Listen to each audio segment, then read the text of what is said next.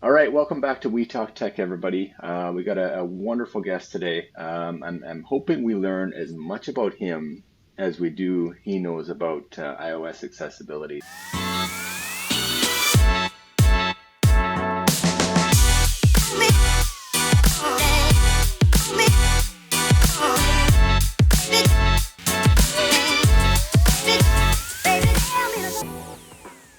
Okay, well, a longtime friend of mine, Mackay, thank you so much for joining us today, and please tell me a bit about yourself. You got it, Ian. Yeah, I'm glad to be here. So, I'm a spinal cord injury survivor, and I broke my neck in 2008 riding my bicycle home from college down at UC Santa Cruz.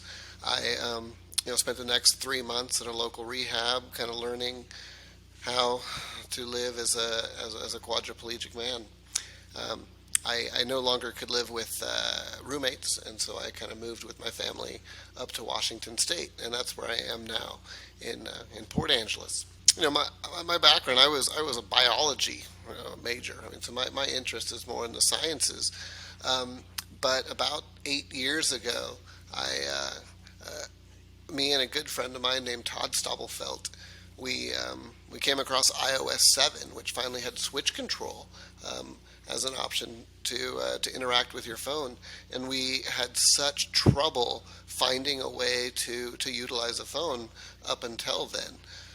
But with that iOS 7 and switch control, we soon found a company called Tekla that allowed us to use switches to convert to Bluetooth signals that our phone would pick up.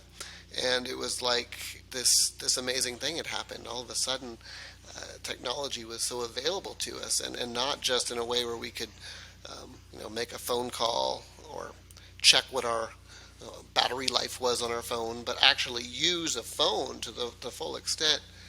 We just made a video to thank Apple for actually creating some features that allowed us to have a more full life. And they, after it happened, really kind of latched onto it, and they flew us down, and we spoke with them, and the rest is history. I've been working with them since, and I got to um, you know start working with voice control well before it was released, and consulting with their accessibility team regarding it.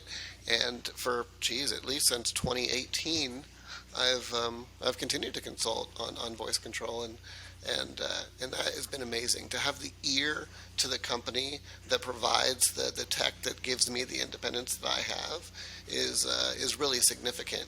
But my background, what I do day to day is not necessarily tech. I run a nonprofit called Ian's Ride. So yeah, Ian's Ride. It's a nonprofit that was started in 2017, and it's kind of three tiered.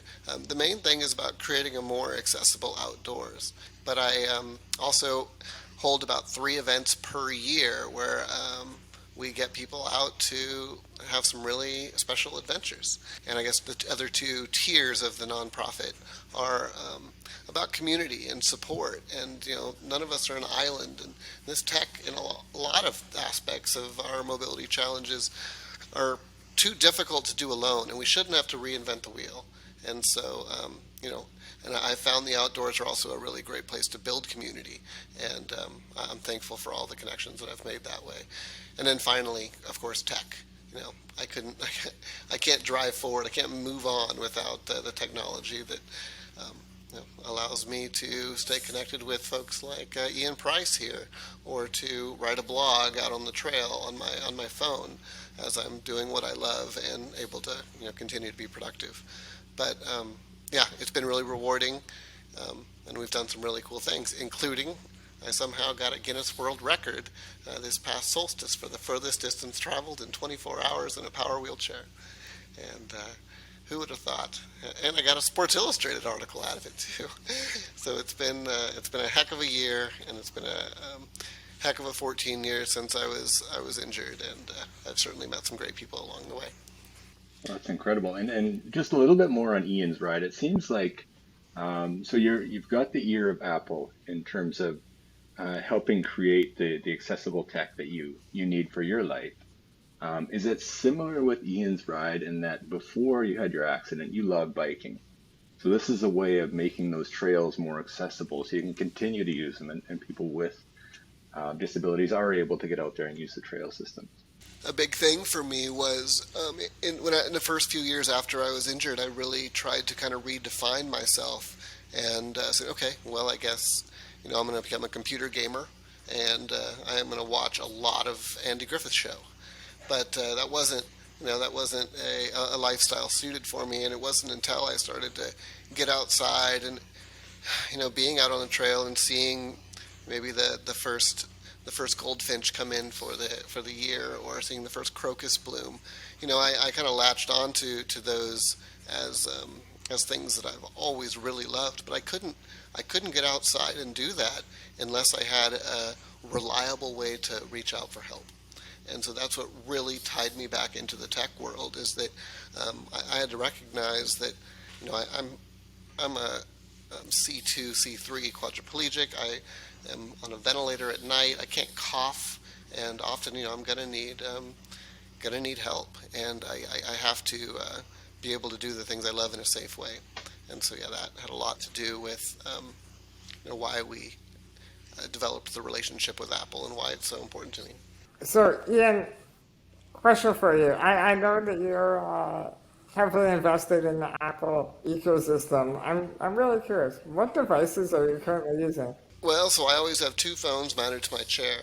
My personal phone is iPhone 12 Pro Max. Uh, quite quite happy with it. And right next to it is an iPhone 10 R or iPhone XR, whatever you want to call it. So yeah, I always have those with me at all times. The reason I have the two phones is because I am testing, the next operating system at all times, just to make sure whatever the new release that's coming isn't going to, uh, you know, really be horrible and not allow us to use voice control. And when I'm dependent on that for, my life and my livelihood, I'm testing it pretty extensively. So yeah, I have those two phones. I also have an iPad. I'm not even sure what generation or size it is. I use it a lot more for testing than anything else, but I've got it. And then I have a MacBook Air that I'm interacting with most days. Finally, I've got, four home pods throughout the house. That's what gives me my awesome tunes during the night, and it also allows me to, be able to reach out if I'm having a problem and my phones aren't available. Right? I can at least message a family member or a caregiver or someone to come help me. I mean, I got them in the shower, right? You need your tunes in the shower, and it's also really good if I have the caregiver step out for a minute to, just to be able to call for help if something bad happened. Now, do you feed back to Apple on all those devices, or is there a particular set of devices that you work with? My bread and butter is the iOS system. Okay, so definitely the phones are what my primary testing and feedback is. Definitely the iPad as well, just because I'm constantly getting emails or messages or text or Facebooks or whatever from other friends with mobility challenges, and I'm saying, I cannot use the iPad to do this and this. And it's like, okay, I need to be able to see what the issue is here. And, sometimes there's a workaround and I can offer that. But one way or the other, I escalate that usually up the chain and let them know at least the troubles that I'm hearing from other people in the community. And I thank you for that because I am one of those people who have reached out to you in the middle of the night saying, Ian, I just purchased my first iPhone and I can't figure out how to differentiate between the phone and the HomePod. So thank you again for all your help. Hey, again, it's all done selfishly in a way because it improves my experience with technology. Awesome. Okay, so let's talk about iOS 16 and the accessibility features. I know there's a ton to go through, but what is your favorite? Favorite accessibility feature? Oh, geez, that's tough. I I know, mean, I'm throwing this at you. yeah, you really put me on the line here. So, voice control was probably the most monumentous thing. I mean, the really that changed the game for me. I mean, switch control was incredible, right? I had a way to interact with the phone. However, typing is a little slow with switch control, and once I could, type a mile a minute and also be interacting with the phone in a solid way, that has got to be my favorite feature. But just having Siri, right? I mean, Siri is extremely useful, and I'd be lying to you if I didn't you know express the value that has there too. I think my favorite feature, which is, it seems simple, is simply being able to hang up the phone by voice now. That drove me crazy when I would call somebody and it would go to their voicemail, and I'd be frantically running around the house trying to find somebody to hang up for me. So that is so nice. Thank you, Apple. It's about time. One thing to consider is I believe it's you can only use this on speakerphone or with AirPods. Um, with speakerphone alone on anything after what an iPhone 11 Pro, and anything before that you can still do, but you have to be using AirPods. So that is a little limitation that people should be aware of. Another thing is, for me, I use a third party headset, and I do. It's an over the head headset, and it's often because I'm again out on the trail. There's wind, and I need people to be able to hear me. And unfortunately, if you're using a headset, you cannot use at least in a third party headset, you cannot use this feature. I But did I not know do. that. You've just solved so much frustration for me. Ian, that's yeah, Mr. Price. That's why it doesn't work for me because I'm using a third-party headset and not Wow. speakerphone. That's why it works for you. Oh, I get it But if now. you Okay, turn it this makes off, sense because and if it's speakerphone, Taylor, it's going to work fine. So, Ian, tell me more about voice control updates. Yeah. Okay. So, well, in my opinion, iOS 16 had three awesome new features that were brought out with iOS 16. One of them is being able to use voice controller Siri to end a call. Another one is spelling mode.